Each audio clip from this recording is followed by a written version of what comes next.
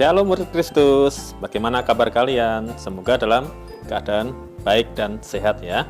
Puji Tuhan, di pagi hari ini kita bersama-sama akan memulai Piston Sentral pada pagi hari ini.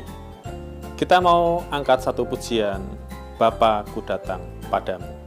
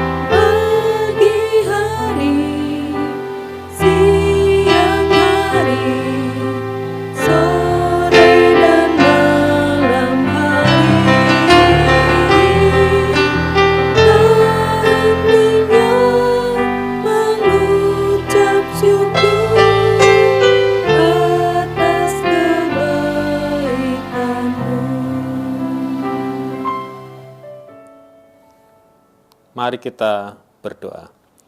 Bapa yang baik, kami mengucap syukur karena kasih-Mu, karena penyertaan Tuhan dalam kehidupan kami. Kami boleh ada saat ini, itu semua karena kasih dan penyertaan Tuhan. Sebentar kami mau menerima taburan firman-Mu ya Bapa. Berkati kami, berkati hati kami, sehingga firman-Mu boleh masuk dan menjadi rema dalam setiap kehidupan kami. Sehingga kami boleh melakukan firman-Mu seturut dengan kehendak dan rencana Tuhan. Terima kasih Bapa di surga, dalam nama Tuhan kami Yesus Kristus, kami berdoa dan bersyukur, haleluya, amin. Oke anak-anak, pada pagi hari ini kita mau membaca di dalam ayat firman Tuhan di Efesus 5 ayat yang ke-20. Efesus 5 ayat yang ke-20, begini bunyi firman Tuhan. Ucaplah syukur senantiasa atas segala sesuatu dalam nama Tuhan kita Yesus Kristus, kepada Allah dan Bapa kita.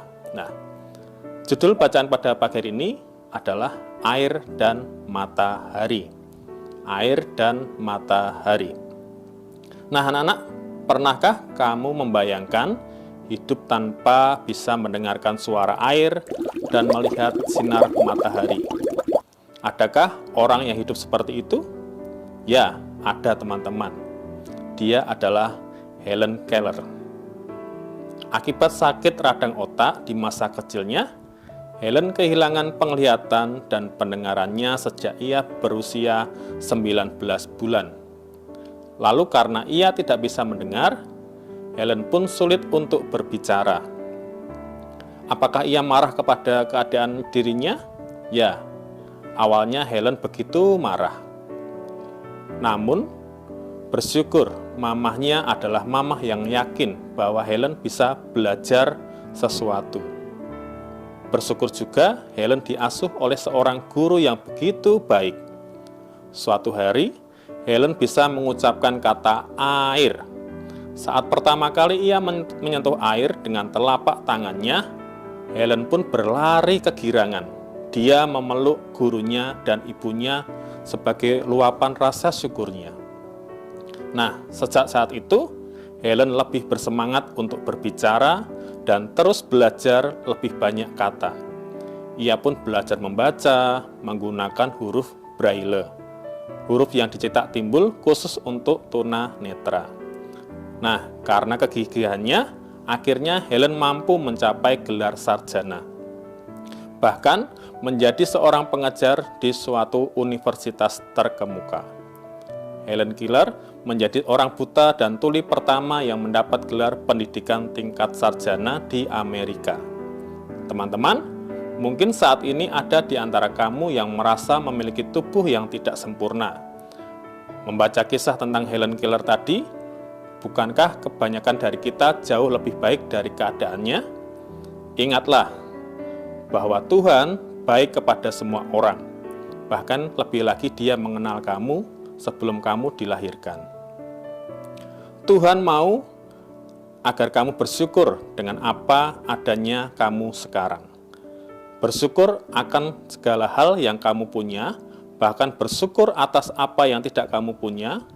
Bersyukurlah ketika kita masih bisa merasakan dinginnya air, hangatnya sinar matahari yang kita rasakan, karena Tuhan Yesus selalu akan memberikan kebahagiaan dalam hidup kita ketika kita mengucap syukur. Amin. Nah, demikian firman Tuhan yang bisa kita terima pada pagi hari ini. Kiranya melalui renungan ini kita bisa belajar selalu untuk mengucap syukur ya anak-anak dalam setiap kehidupan kita, agar hidup kita lebih dikenan oleh Tuhan kita. Mari kita berdoa. Bapa yang baik, kami mengucap syukur karena Tuhan sudah mengingatkan kami melalui renungan firman-Mu pada pagi hari ini Bapa, yang mengingatkan kami untuk kami boleh selalu mengucap syukur atas setiap keadaan kami, baik keadaan yang baik, keadaan yang kurang baik ya Bapa. Biarlah Tuhan memampukan kami untuk kami boleh selalu mengucap syukur atas berkat dan anugerah yang selalu Tuhan berikan dalam kehidupan kami Bapa. Juga sebentar kami mau menerima pengajaran Tuhan pada hari ini melalui Bapak Ibu Guru, biarlah berikan kami semangat selalu Tuhan dan sukacita untuk kami boleh menerima setiap pengajaran yang diberikan oleh Bapak Ibu Guru kepada kami Tuhan. Terima kasih Tuhan Yesus, dalam nama Tuhan kami Yesus Kristus, kami sudah berdoa dan mengucap syukur.